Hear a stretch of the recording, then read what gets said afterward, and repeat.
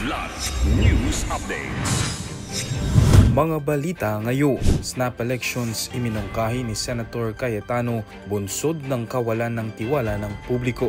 Birth certificate ni dismissed Bamban Mayor Alice Go idineklarang walang bisa ng korte sa Tarlac. 11.1 million pesos na halaga ng smuggled cigarettes nasabat sa Negros Occidental.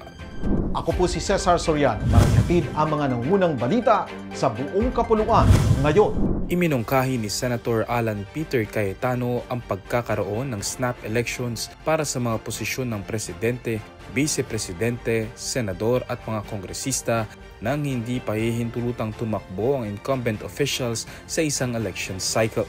Kasunod ito ng anyay pagkawala ng tiwala ng taong bayan sa gobyerno dahil sa lumalabas sa investigasyon sa korupsyon sa gobyerno sangkot ang ilang opisyal.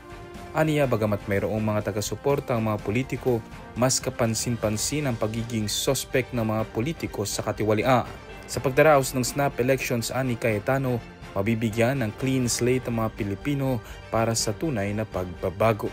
Idineklara ng Regional Trial Court Branch 111 ng Tarlac noong September 24 na wala ng bisa ang birth certificate ni dating Bamban Tarlac Mayor Alice Go ayon kay Philippine Statistics Authority o PSA Chief Claire Dennis Mapa. Matatanda ang isinampa ng Office of the Solicitor General at PSA noong July 2024 ang petisyon para kanselahin ang late registration ni Go. Ayon sa PSA, ang desisyon ay mahalagang hakbang laban sa peking pagkakakilanlan. Matatanda ang nasangkot si Go sa operasyon ng Pogo sa Tarlac at natukoy ng NBI, BI at DFA na siya ay isang mamamayang Chino. Siya ay kasalukuyang nakapiit dahil sa mga kasong human trafficking at pandaraya.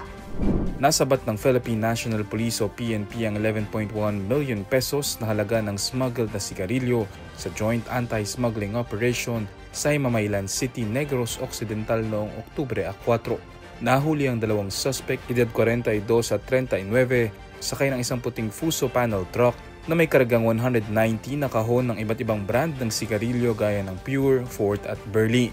Nabigo ang mga suspect na magpakita ng tamang dokumento mula sa Bureau of Customs. Naharap sila ngayon sa kasong paglabag sa RA 10863 o Customs Modernization and Tariff Act at RA 10643 o Graphic Health Warnings Law.